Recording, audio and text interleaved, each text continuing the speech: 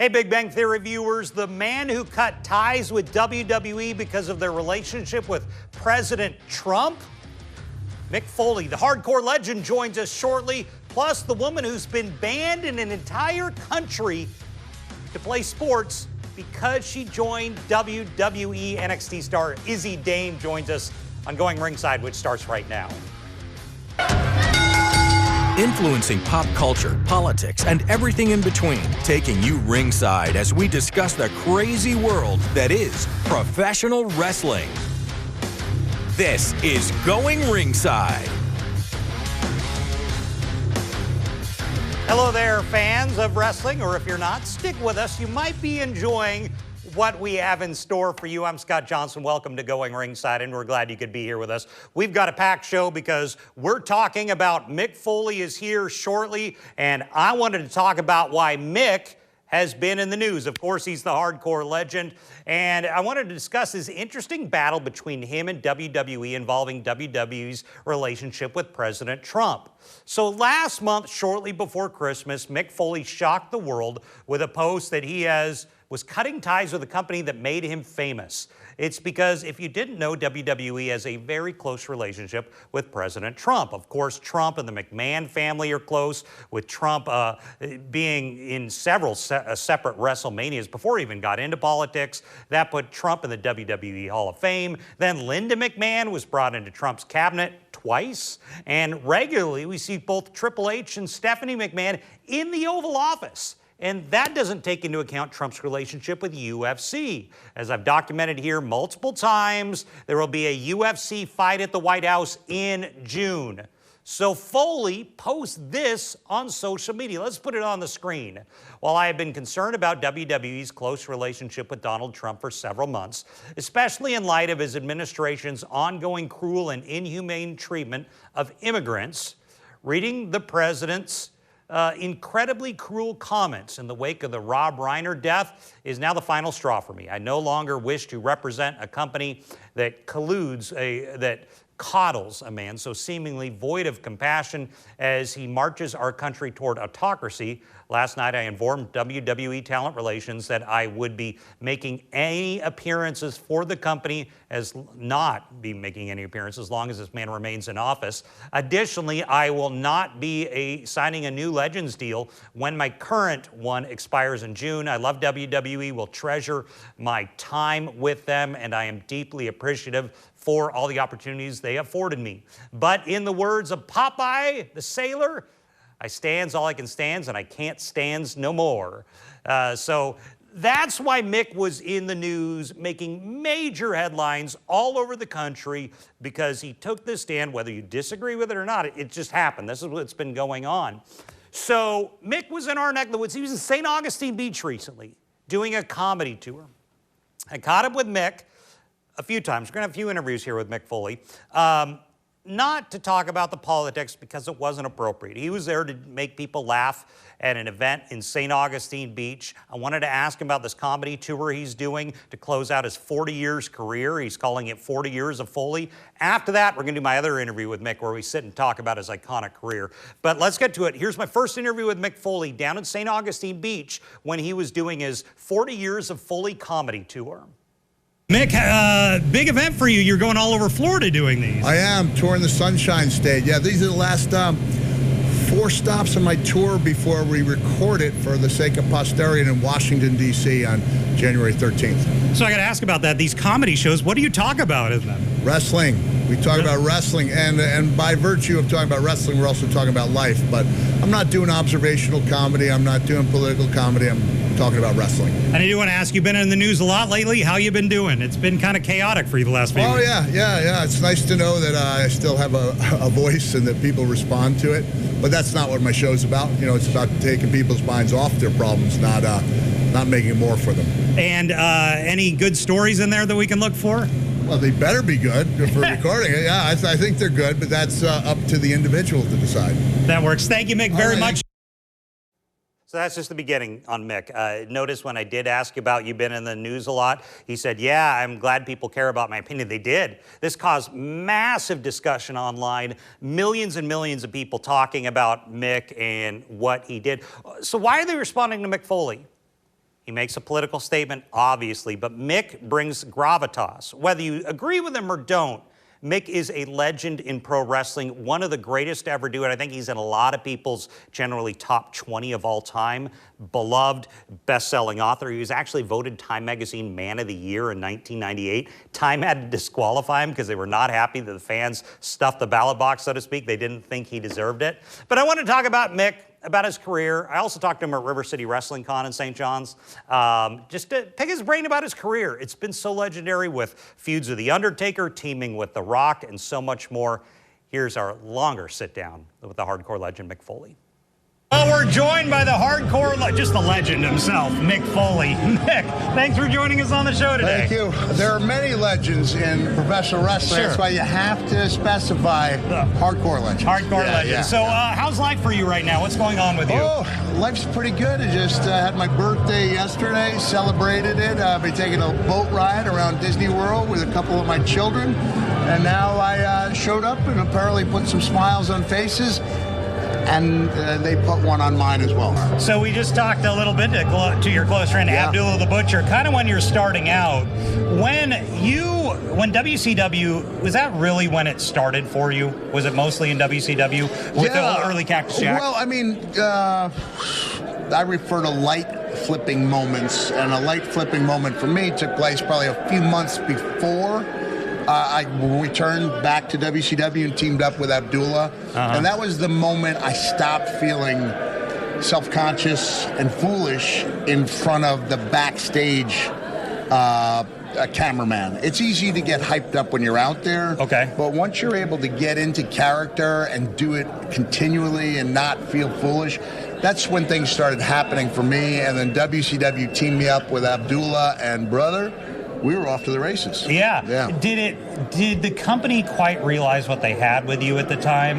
With me and Abby both, or with me? You. I think they did. Dusty Rhodes, I would say later on, a couple years down the line. Hindsight is great, but I'm talking more at the time. No, Dusty Rhodes did a tremendous job of utilizing me. I had returned after being like a very much lower middle of the card guy. And then Dusty had the faith in me to put me up there towards the top of the card. I mean, for many nights, it was me and Abdullah against Sting and Rick Steiner in main events. And then we faced a lot of people. So, yeah, I think they realized what they had. How did the WCW to WWF transition happen? Well, like I said, as time went on and Dusty no longer had the same position, the replacement didn't see in me what Dusty had. And so I thought I was a guy, I thought I had more to give than WCW at that time thought I had to give. WWE was not an option, so I went about working as hard as I could. Anywhere around the world, 15 tours to Japan. Why was WWE not an option at that point? Well, I didn't look like a typical WWE guy. They were still bodybuilders and all that. Yeah, they were really into the body, and I'd like to think I helped change that around for people. So how did WWE bring you in? They bring you as Mankind, one of the greatest characters, greatest gimmicks that we'd ever seen. Well, unique. I think I helped make it one of the great. I think they gave me a mask. They gave me gave me this. That's all they gave me. Yeah. But that's a credit to them that they let me come up with things. The people in charge would hear me out, and more often than not, they would listen. They let me develop that character, and over time, it was a character that really took people on a journey and went from scaring them to making them really happy. So you were the first time Taker really kind of stretches himself as a performer. Is that right?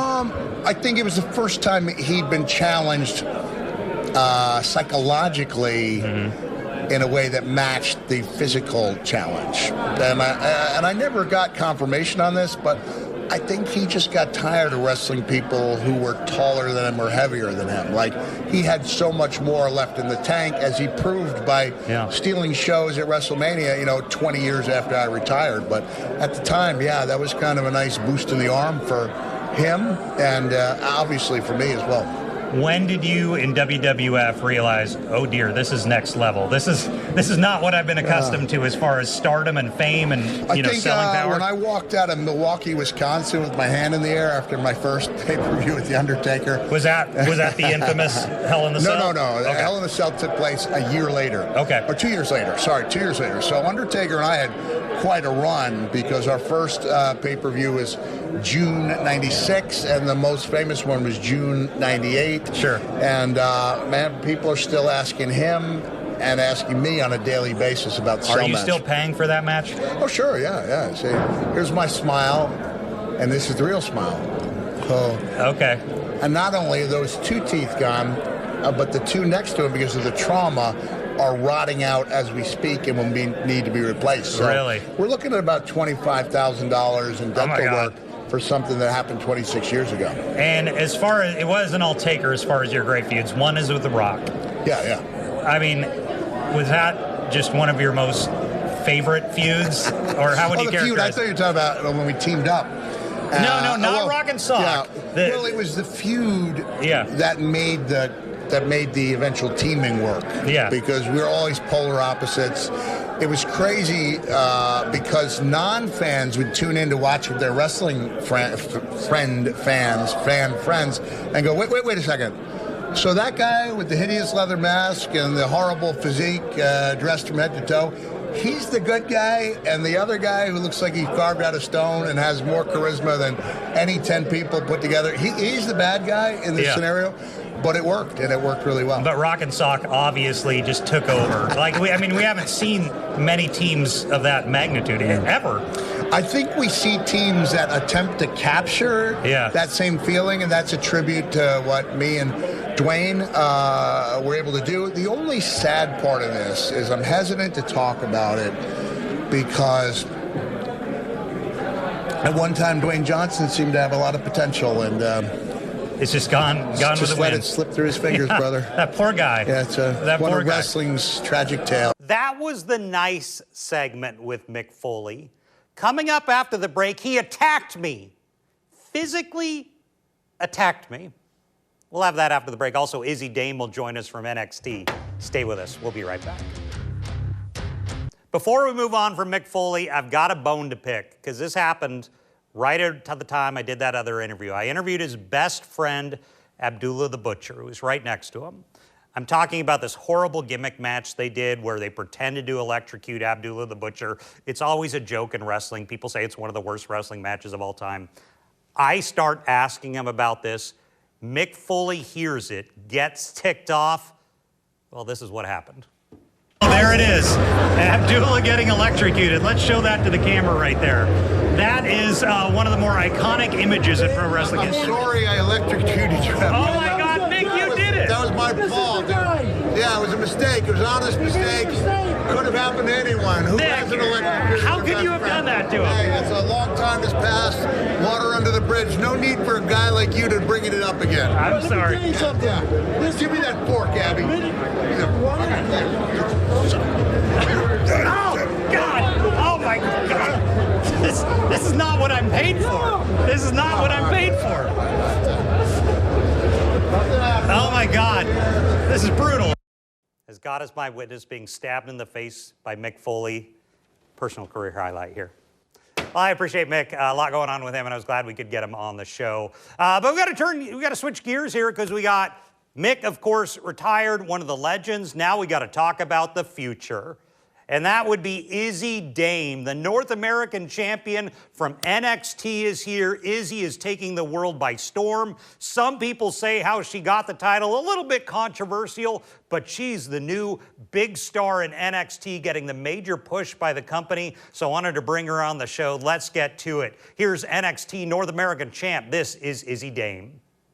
Well, we are excited to be joined by the champ herself, Izzi Dame. Izzi, thank you for joining us on the show today. Of course. Happy to be here. Well, Izzi, your star has really started to shine. Everything's been happening for you in just the last few weeks. Talk to me about winning the title. Well, to be honest, it feels like this was a long-awaited moment for me, you know? I feel like I got here 3 years ago. It's all about, they tell you it's all about timing, and I had to have a lot of patience, and with a lot of patience and practice and waiting for my right time, 3 years later, here we finally are. So a lot of our viewers probably saw the chaos that happened, and I want to take them back to it when, Which part? well, Which there was part a of the chaos? chainsaw with Tatum Paxley bringing a chainsaw down to the ring, and the former champ gets distracted, and you take advantage. Yeah, but can we just talk about how many times is Tatum going to be allowed to run around with a chainsaw? I just don't get it. Who's letting her get a chainsaw? I saw you recently calling her, quote, and this is a quote from you, a quote, weirdo freak. You stand by those statements. Okay, but am I wrong? I mean, am I wrong? Yeah. You don't have to answer that. Me and the Coling had a plan all along, I'll put it that way. While every other person was out of position, I was exactly where I needed to be and planned to be all along. So can't get much better than that. No, I mean, I don't really understand. Like, did all 20 of those women think that they were gonna run in the ring at once? Somebody had to outsmart everybody. You were a professional volleyball player, is that correct? I was, yes. How on earth does a professional volleyball player wind up in NXT and pro wrestling? I ask myself that same question every day. But thank God, I'm so glad I am now, So, long story short, I was living over in Cyprus playing professional volleyball. And then we get a 3-month break period. So I signed a contract, I renewed it to go back and play a second year. I touched down for my summer break, and like a week after I got back into the States, I got a Instagram DM from the WWE recruit page. Obviously, did you think it was real? Like, were you confused? Of course not. I thought it was a scam. Just like everyone thinks, why would WWE want anything to do with me? What did they see in me? I was nobody. I was just a volleyball player literally playing volleyball on a small island in Europe. Like, how random. Sure enough, they flew me out to Nashville. It was real, and I ended up making it. And fun fact for you, this has been all over the internet recently. So I had to break my contract in Cyprus. Really?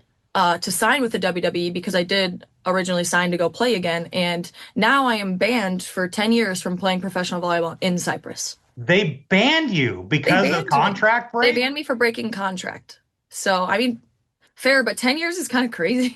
It is. Do you care? I mean, no, come on. I'm a champ. Tell me about the Coling. Sean Spears is a legend in this industry. I am going to be real here. I am so blessed to have been taken under his wing. I mean, from day one, even before the Coling was even a thought, me and him just really clicked.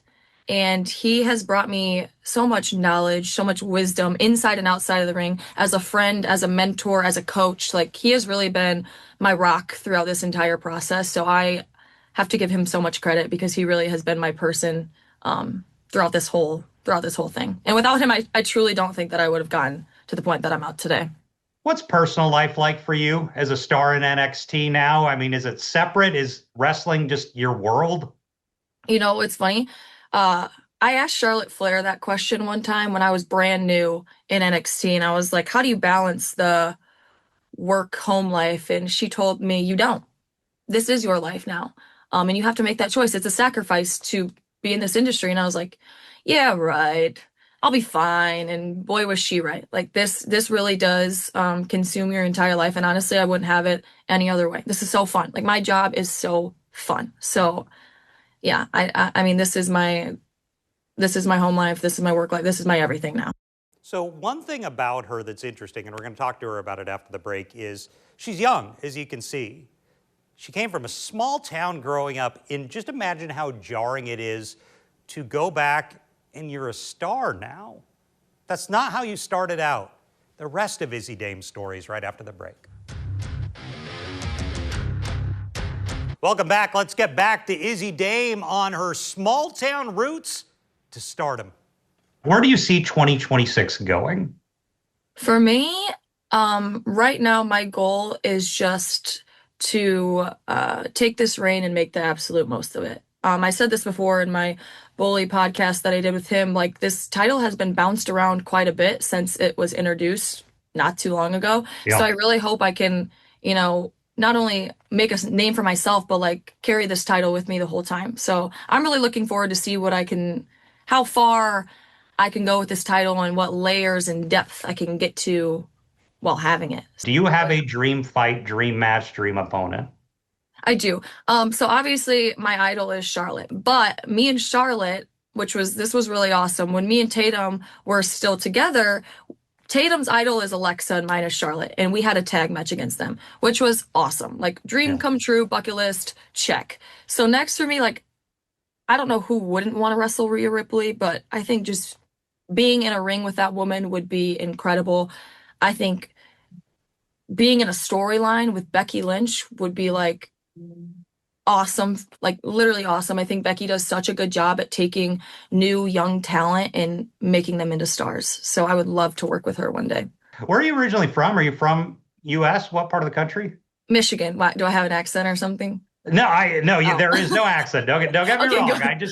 Everyone says I have like a Midwestern accent or something. When you said Cyprus, I wanted to make sure I wasn't. Oh yeah, no, just Michigan. Not that cool. You are from Michigan. Yeah. What does family, friends, people you grew up with think of this turn your life has taken? I'm from a small town. Like I graduated with 50 people, so every time I go home, it's like a homecoming. It literally makes me so happy to see all of my old teachers, all my old classmates, principals, friends, like supporting me on this journey. And it feels really good because I feel like I'm making them proud. And I'm not only making them proud, but I'm like putting our small town on the map. And I think it just gives them something to watch every week. It gives the young people something to aspire to be. What's it like being on network television? Well, being on live network television is pretty crazy because you don't got a chance to go back and fix anything. You got to get it perfect the first time. Well, Izzi Dame, NXT champ, North American champ, thank you so much for joining on the show today. It has been an absolute Thanks for having me. This was pleasure. awesome. Izzi, look for her a lot in 2026. She's getting that major push treatment, as you can see. Well, coming up after that, we got a little more before NXT starts here on CW, so stick with us. We'll be right back. Welcome back. Before we go, if you just turned to our channel 17 right now, CW, to watch NXT in just a minute, remember, make sure every Tuesday you're starting at 7:30 because we bring you the biggest wrestling stars that have ever lived, including Izzi Dame, who's about to be on, plus Mick Foley, and always catch us on the Going Ringside YouTube channel anytime, youtube.com/@GoingRingside. Thanks for joining us. We'll see you back here next time.